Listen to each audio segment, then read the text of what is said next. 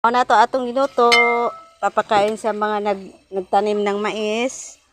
Nagpatanim na kami ng mais ngayon. Adobo akong luto at saka sinabawang isda. Hindi ko na kinuha ang taba kasi marami naman sila. Hindi naman sila masusumuhan. Kay mauumay.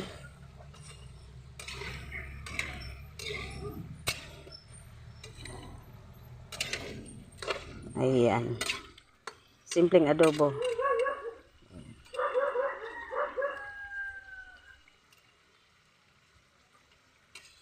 Tikman ko nga.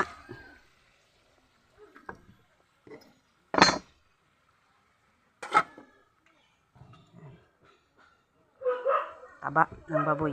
Palamigin muna natin. Tikman natin ang adobong taba. Di kaya sila magreklamo. Ang taba naman ito. Sige lang. Ano naman sila? 7 katao.